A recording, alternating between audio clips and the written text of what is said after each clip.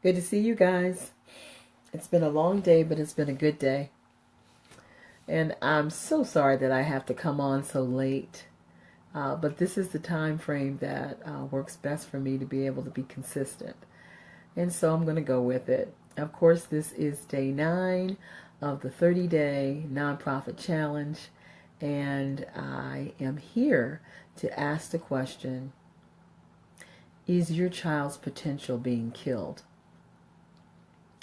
Now I'm going to show my age a little bit by asking this next question, but do you guys remember a singer by the name of Roberta Flack? Well, if you're not in your 50s or 60s, you probably don't remember Roberta Flack. But she had this song that was called Killing Me Softly. And you're going to understand in a minute why that's relevant. But before I go on, my name is Anita Gibson. I'm a coach, speaker, and educational strategist. And so, let's get back to the song. It was called Killing Me Softly with his song. And the first part of it said, he sang as if he knew me in all my dark despair. And then he looked right through me as if I wasn't there. And he just kept on singing clear and strong, strumming my pain with his fingers, singing my life with his words, killing me softly with his song. And you might be saying, well, what in the world does that have to do with my child's potential? Well, I believe that there are students that are sitting in classrooms right now who are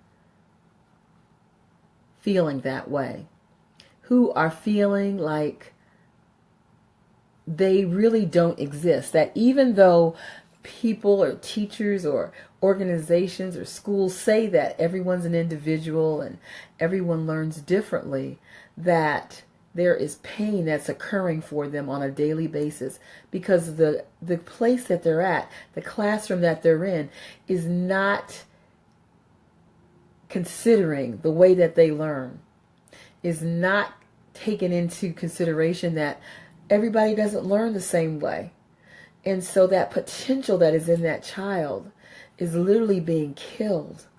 It's not that they're not smart. It's not that they can't be great, even in academics, but they need to be taught in a certain way. And so that song made me think of that some of us as parents, we don't even realize that the educational environments that we've chosen for our children are literally killing their potential. And so I want to share with you Danielle's story to help you to really understand what I'm saying. So Danielle is our youngest daughter, and when she was young, she really struggled with reading. In fact, Danielle did not learn how to read until she was probably maybe 8, 9 years old. She was still struggling actually at that age. And she had an older sister who just everything she touched turned to gold. She learned how to read when she was 3. And so you add to that you're looking at, this other child, this other sibling who's doing all this stuff. And here you are, and you're 9 years old and you're struggling with reading. And so she really struggled with her esteem.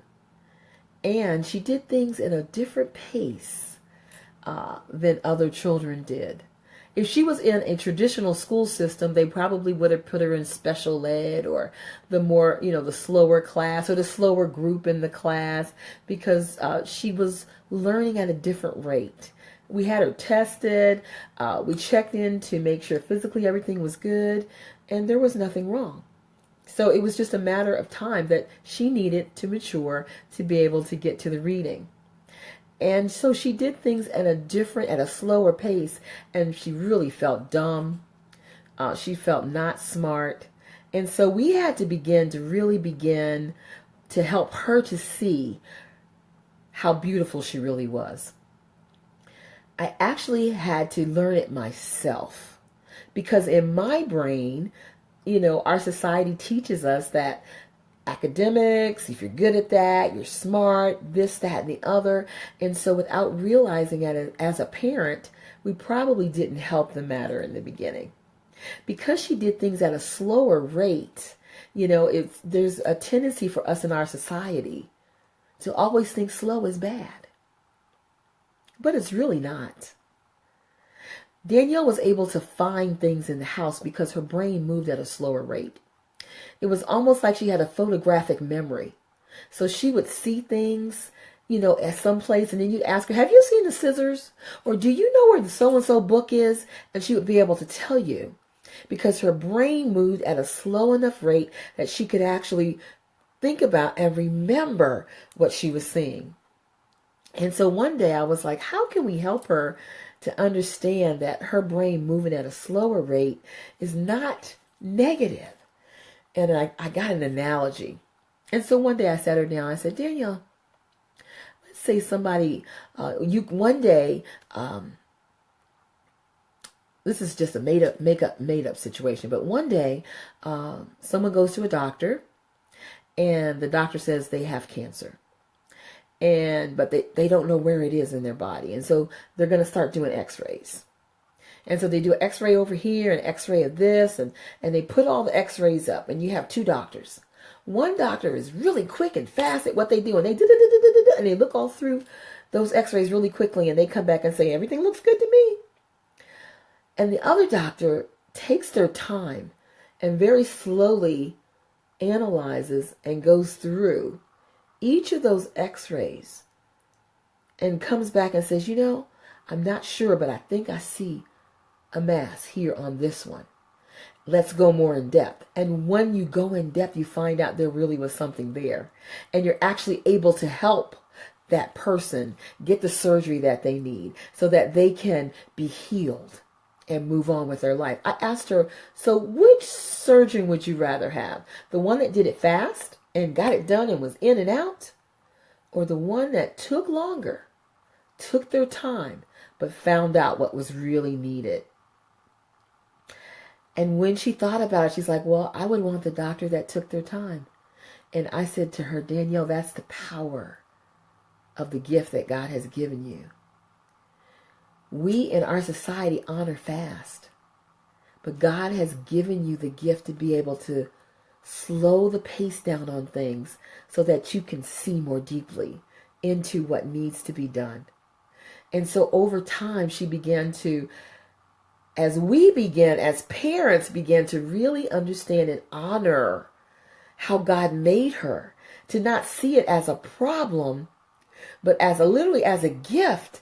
And then to find out how do we help her to use that gift. We were able to help her to understand how amazing she really was. So we also began to find out what did she like to do.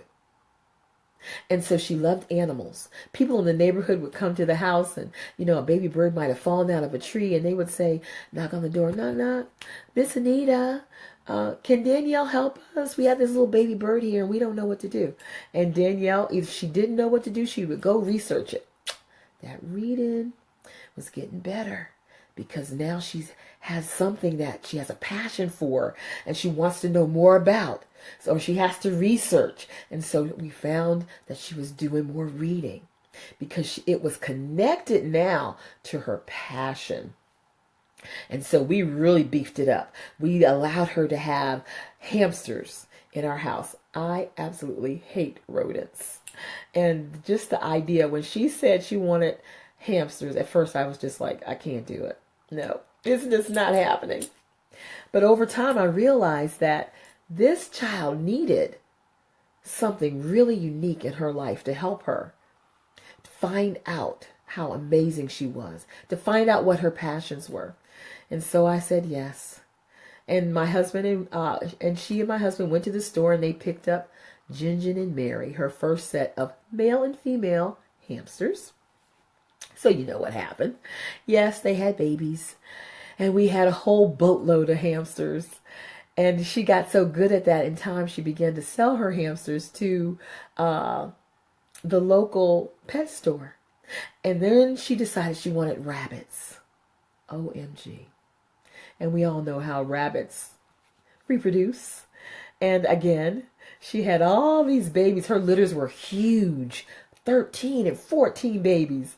And she would take these babies, and her and Dad would take them to the pet store, and she would actually get money for these rabbits, and she would use the money to buy bedding and food for the rabbits that were at home. And of course, now she's reading up more on how to breed them and how to make sure that she takes good care of them and what different kinds there are, and that reading was improving some more. And it was just such a natural process because we put the passion in front of the reading. And the passion drove her without us having to push. It actually pulled her to be able to get her reading to where it needed to get to.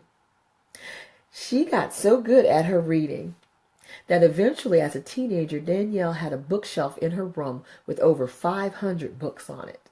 She became prolific in her reading over time. And so I want to encourage you as parents to know that you can make a difference. I want to encourage you to check and make sure that the educational environment that you have chosen for your child is not killing them softly, is not killing their potential, is not killing their love of learning, is not killing their belief in what they can become. So Danielle ended up going to college. She ended up in high school graduating, first of all, with a 3.5 or over. I don't remember exactly now. She went to college with a 3.5 and graduated with a 3.5 or higher, and is now a phenomenal science teacher who took her experience as a child struggling with learning, and she has turned her science room into a place where her students love to come in the public school system. She has turned her classroom into a place where students are excelling in their science, where they're already promoting her next year to another level because she is having such amazing impact on the children that she is teaching, because she understands what it's like to struggle. She understands what it's like to not understand. She understands what it's like when other people don't get that it's not that you're not smart, but that you learn differently. And you have the right, yes, the right to be taught in the way that you can understand. So today, I challenge you, parents. Hey, Venetia, good to see you. I challenge you, parents.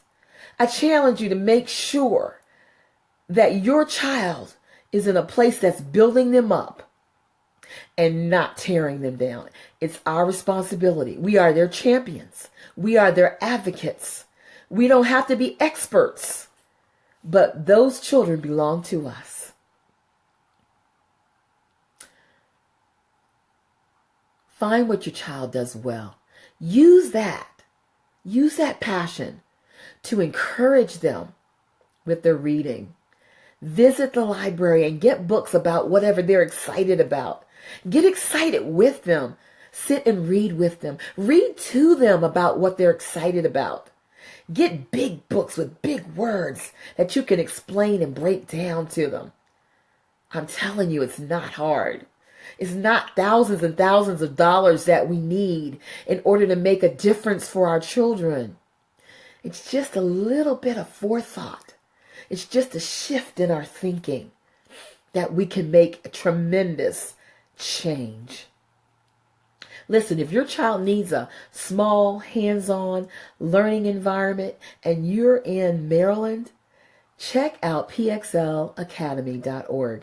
It's our learning center.